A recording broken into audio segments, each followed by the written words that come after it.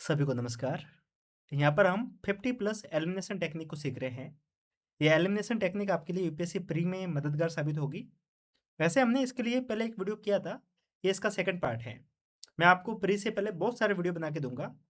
ये बहुत ही short series रहेगी जहाँ पे अपन हर एक वीडियो में 1 या 2 सवाल डिस्कस करेंगे एंड कुछ लॉजिकल गैस, कुछ elimination technique and logical reasoning को समझने की कोशिश करेंगे। इसके पहले के वीडियो जितने भी बने हैं, अगर उसको देखना है तो आप प्लेलिस्ट में जाके देख सकते हैं। ये इसका सेकंड पार्ट है। और अगर आपको ये सीरीज अच्छी लगती है, अगर आपको लगता है कि इस सीरीज से आपको मदद हो रही है, तो एक बार आप लाइक और कमेंट करके बता सकते हैं। तो चलते हैं, शुरू करते हैं। जो फर्स्ट ट्रिक थी उसका नाम, वैसे इसका कोई नाम नहीं होता, ठीक है। ये सिर्फ और सिर्फ क्या है, लॉजिकल गैस है। ये जो गैस डेवलप होता है ये आपका तभी होगा जब आप पीवाईक्यू लगाएंगे। जब अपन बहुत सारे क्वेश्चंस लगाते हैं तब हमें समझ में आता है कि यूपीएससी आपसे नॉलेज कम और एक रीजनिंग ज़्यादा मांगता है। यूपीएससी कभी नहीं चाहता कि आपको सब कुछ पता हो, और यूपीएससी आपसे ये चाहता है कि जो लॉजिक है कम से कम वो आपके पास में हो। अगर आपको सवाल का जवाब नहीं आता, तब भी आप लॉजिक लगा के उसके आंसर तक पहुंच पा रहे हैं या फिर नहीं पा रहे हैं। जैसा कि हमने फर्स्ट ट्रिक में क्या सीखा था कि अगर किसी ग्रुप का कंपैरिजन सब ग्रुप के साथ में किया जाता है तो वहां पे गलत होने के चांस ज़्यादा होते हैं। वैसे हम सेकंड ट्रिक में जानेंगे कि अगर कहीं पर भी कोई जनरलाइज स्टेटमेंट दिया गया है तो उसके सही होने के चांसेस बहुत ज़्यादा होते हैं।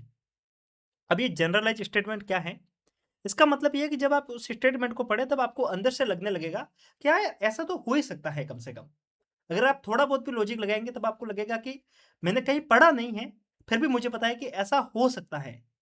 तो उस सवाल को आपको सॉल्व करना है, थोड़ा-सा ध्यान रखेंगे तब हम जवाब तक पहुँच पाएँगे।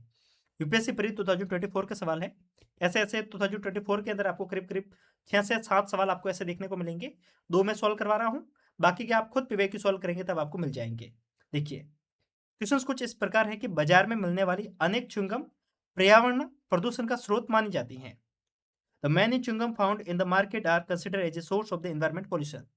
ऑब्वियस सी बात है, जो च्युइंगम मार्केट में मिलती है वो एनवायरमेंट का पॉल्यूशन तो करेगा ही ना, क्योंकि अगर आपने कभी च्युइंगम खाई है तो आपको पता होगा कि वो एज ए प्लास्टिक की तरह होता है, तो वो एनवायरमेंट को डैमेज करेगा। ये एक बेसिक कॉमन सेंस से भी समझेंगे तब आपको समझ में आ जाएगा।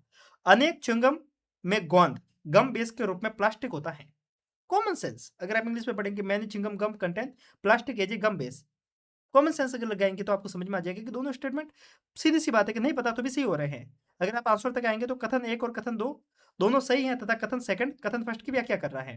अब आपको ध्यान में रखना है कि जब इस टाइप के सवाल होते हैं ना, तो यहाँ पे बहुत ध्यान रखने की जरूरत है कि कई बार हमें दोनों स्टेटमेंट सही लग रहे हैं, पर हमें पता करना होगा कि क्या सेकंड स्टेटमेंट फर्स्ट स्टेटमेंट की व्याख्या कर रहा है या नहीं कर रहा है। क्या सेकंड स्टेटमेंट फर्स्ट स्टेटमेंट को एक्सप्लेन कर पा रहा है या नहीं पा रहा है। We have to know about it.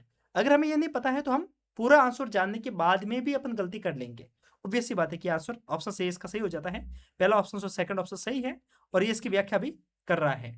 For example थोड़ा आगे बढ़ते हैं, एक सवाल देखने को मिलेगा। Consider the following pyroclastic debris, ash and dust, nitrogen compound, sulfur compounds.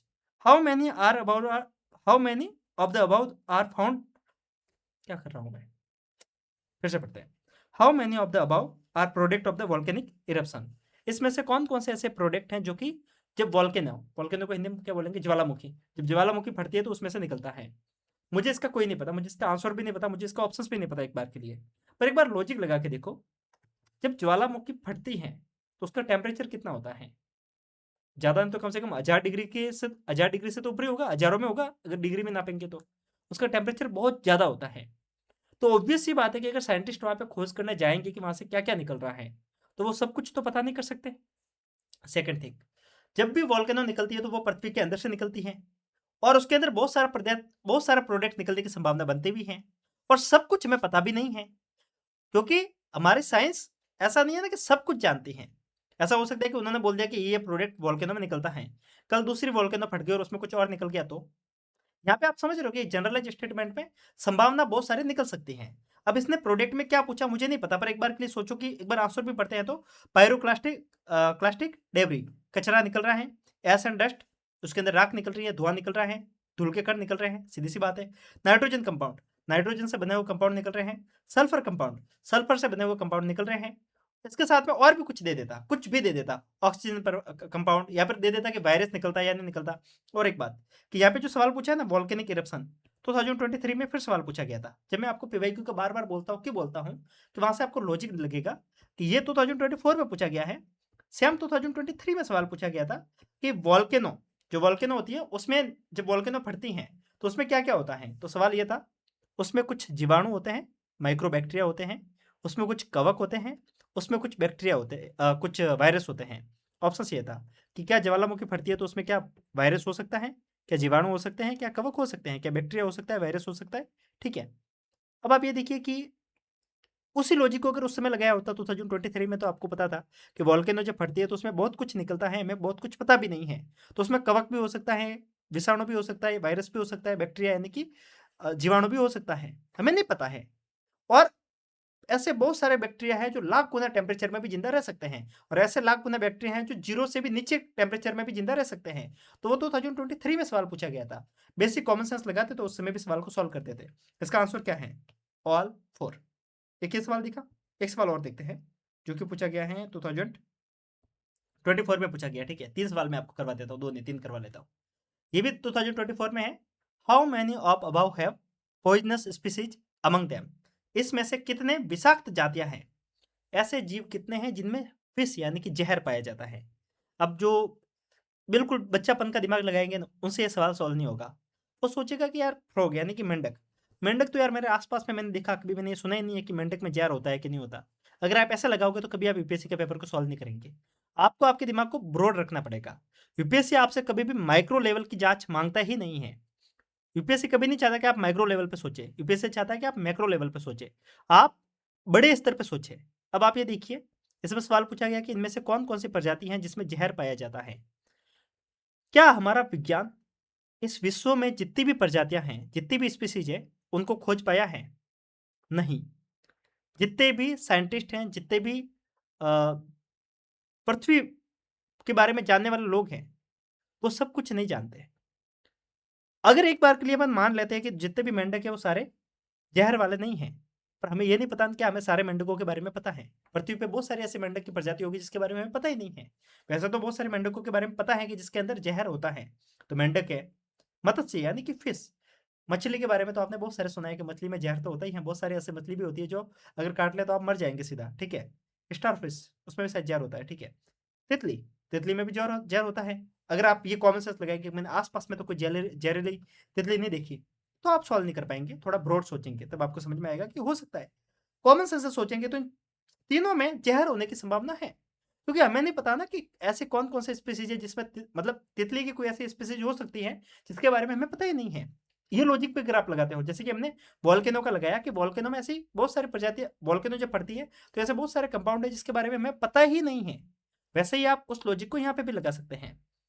यहाँ पे मैंने आपको टोटल 3 सवाल सॉल्व करवाए जनरलाइज़ स्टेटमेंट से, बिना नॉलेज के, सिर्फ लॉजिक से। ये 3 सवाल नहीं है, ऐसे के ऐसे पूरे एग्जाम में 8 सवाल आए थे, सिर्फ जनरलाइज़ स्टेटमेंट वाले। आगे के 5 सवाल जब आप पूरे 100 पेपर 100 के 100 सवाल सॉल्व करेंगे तो आपको मिल जाएँगे। एंड अगर आपको नहीं मिलते हैं, कमेंट में, मैं नेक्स्ट वीडियो में उसको भी सॉल्व करवा दूँगा। तो आप देख सकते हैं कि 8 सवाल अगर जनरलाइज़ स्टेटमेंट वाले पूछे जाते हैं, यानी कि 16 नंबर, और अगर जो व्यक्ति इन 16 नंबर को काट के आएगा ना, वो एग्जाम से सीधा बाहर है। ये वो सवाल है जो आपकी मुट्ठी में है, उनको जाने नहीं देना है। और ये एलिमिनेशन टेक्निक यहीं पे काम करेगी। अगर आप ये सोचते हो कि मैं एलिमिनेशन टेक्निक को पॉलिटी में लगाऊंगा एंड मुझे फायदा हो जाएगा, कुछ नहीं होने वाला, सिर्फ नुकसान होगा। एलिमिनेशन टेक्निक सिर्फ वहां लगाओ जहां पे लॉजिक काम करता है, नॉलेज नहीं। जो ऑथेंटिक सब्जेक्ट है, फॉर एग्जाम्पल हिस्ट्री, हिस्ट्री में नॉलेज मांगता है आपसे। ज्योग्राफी नॉलेज मांगता है आपसे। पॉलिटी नॉलेज मांगता है आपसे। इन तीन में तो रिस्क लेना नहीं है। इन्वायरमेंट साइंस फुल रिस्क लो, science and tech full risk low.